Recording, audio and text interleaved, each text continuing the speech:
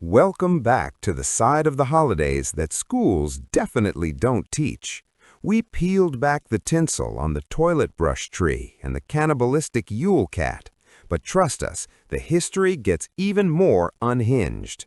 We're diving into the next 10 most illegal, strange, and downright bizarre facts in Christmas history that will permanently ruin your childhood memories and prove our ancestors were truly out of their minds. Get ready to learn why your pudding might contain metal, why Santa used to be green, and why a dictator once stole Christmas entirely. Subscribe and let's destroy some more ignorance.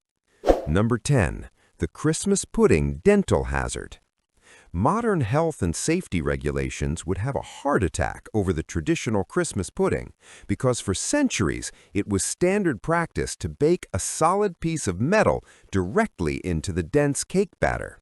This was a tradition less about holiday cheer and more about the very real risk of a dental emergency or choking to death at the dinner table. The metal prize. Families would carefully hide a silver coin, usually a sixpence or a small silver thimble, deep inside the heavy plum pudding before steaming or baking it. The fortune teller. Tradition dictated that whoever found the coin in their slice would receive wealth and incredible good luck for the coming year. It was the original Christmas lottery ticket, promising riches and prosperity. The real risk. However, the reality of biting down on a small, hard metal object while enthusiastically eating a dark, dense, often alcoholic dessert was a recipe for disaster. It was a choice between the potential for great future riches or the immediate, painful risk of chipping a molar, cracking a tooth, or worse, swallowing and choking. This bizarre custom highlights a reckless, joyful abandon our ancestors possessed, where the thrill of future fortune was always worth the immediate risk of an internal injury. It reminds us that your sweet holiday treat was once a delicious booby-trapped cake designed for gamblers. Number 9. The Forgotten Green Santa. If you traveled back in time to meet Santa Claus 150 years ago, you probably wouldn't recognize him because he looked less like a jolly Coca-Cola mascot and more like a mysterious wizard from an ancient fantasy novel. The original wardrobe. Before the modern red-suited image was standardized in the 20th century, Father Christmas or Saint Nicholas was typically depicted wearing robes of green, brown, or even blue. These colors symbolize the coming of spring, the ancient spirit of nature, and the renewal of the year. The leaner look. He was often portrayed as much leaner, taller, and looked a bit sterner than the rosy-cheeked, chubby gift-giver we know today. He was a nature spirit, not a department store icon. The corporate rebrand. While it is a common myth that the Coca-Cola Company completely invented the red suit, their massive globe-spanning advertising campaigns starting in the 1930s definitively cemented the look. Their marketing effectively killed off the green version, rebranding an ancient folklore figure into the exact color scheme of a soda can for the rest of eternity.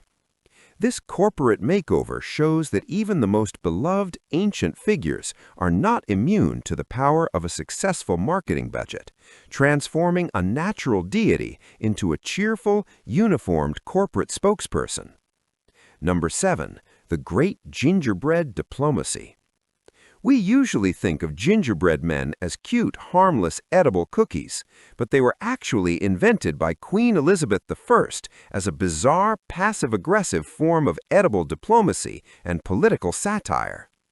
The Royal Baker. The Virgin Queen instructed her royal bakers to create gingerbread figures that were exact, sometimes unflattering, caricatures of visiting foreign dignitaries and the European suitors she was cleverly flirting with. Voodoo doll diplomacy. This was a massive power move. She would present a powerful duke or a rival ambassador with a delicious spiced cookie that looked precisely like him, only to then take a bite or deliberately bite its head off in front of the entire court. Flatter and threaten. This act was essentially voodoo doll diplomacy. It allowed her to flatter her guests by immortalizing them in dessert form, while simultaneously threatening to destroy them or mock them at the exact same time, all while enjoying a delicious ginger snack. The gingerbread man therefore started its life not as a child's treat, but as a sophisticated, delicious, and deeply intimidating political tool used by one of history's most powerful monarchs. Number 8. The banning of Christmas in Boston. If you think the current debates about the holiday are intense, you should have visited Boston in 1659, where the Puritan-led government decided that celebrating Christmas was a criminal offense, punishable by a hefty fine. The Puritan strictness. The Pilgrims who settled in Massachusetts were obsessed with religious strictness.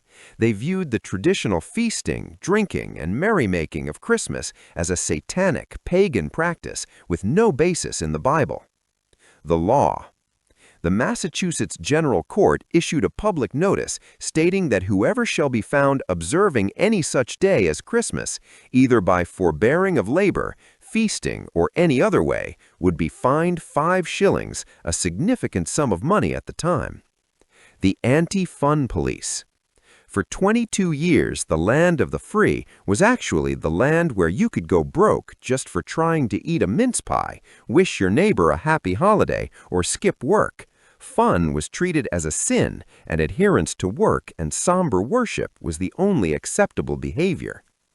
This bizarre chapter in American history proves that the spirit of the Grinch was not fictional. It was a deeply held religious and legal belief system that defined the early settlement of the country. Number 6. The candy cane silence weapon.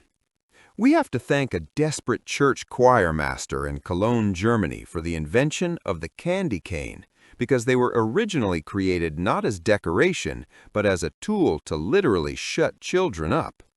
The restless choir. Back in 1670, the choir master was sick and tired of the children in the choir being noisy, restless, and distracting during the long, boring Christmas Eve nativity services. He needed a way to pacify them silently. The sugar stick solution. He asked a local candy maker to create simple white sugar sticks to keep the children's mouths busy and quiet. The religious justification. To justify giving candy in a holy church, which was generally frowned upon, he asked for the sticks to be bent at the top to resemble a shepherd's crook. This clever marketing spin made the sugary treat technically religious, allowing him to pacify a room full of screaming toddlers with pure sugar while pretending it was a devout teaching moment about the shepherds visiting baby Jesus. The candy cane is thus a beautiful, sweet symbol of desperation and ingenuity, proving that sometimes the best way to handle a problem is simply to shove pure, unadulterated sugar into it. Number 5. Fidel Castro steals Christmas. Fidel Castro might be known for cigars and revolution, but in 1969 he earned the title of the man who stole Christmas from an entire island nation. The Cuban government officially banned the holiday, not primarily for religious reasons, but for economic ones. The quota. Castro decided that the traditional Christmas festivities, the parties, the days off, and the general distraction were interfering with his revolutionary goal of achieving a massive 10 million-ton sugar harvest quota. The revolution's enemy. He declared that Christmas festivities were directly interfering with the revolution's economic goals and demanded that every able-bodied person be in the fields cutting cane.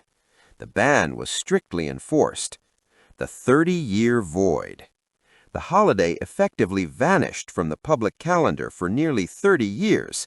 It wasn't until Pope John Paul II visited Cuba in 1998 and personally interceded that Castro finally allowed the decorations, parties, and the official holiday to return.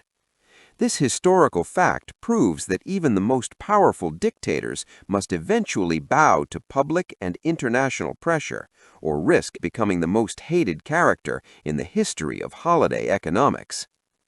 Number 4. the original meat smoothie pudding. You probably wouldn't want a slice of the original Christmas pudding because until fairly recently, it wasn't a sweet dessert at all, but a savory, high-calorie nightmare designed for medieval survival. The 14th century frumenty. In the 14th century, it was a porridge-like soup called frumenty, made by boiling beef and mutton with raisins, spices, and dried fruits. Preserved sludge.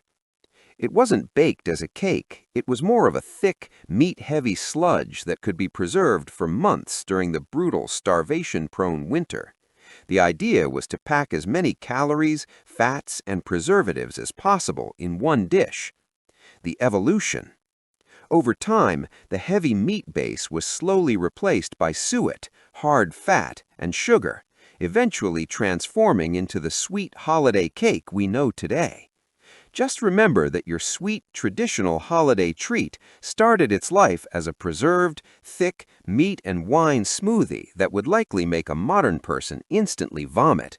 It's a testament to the harsh realities of medieval winter survival. Number 2. The Christmas tree fire hazard.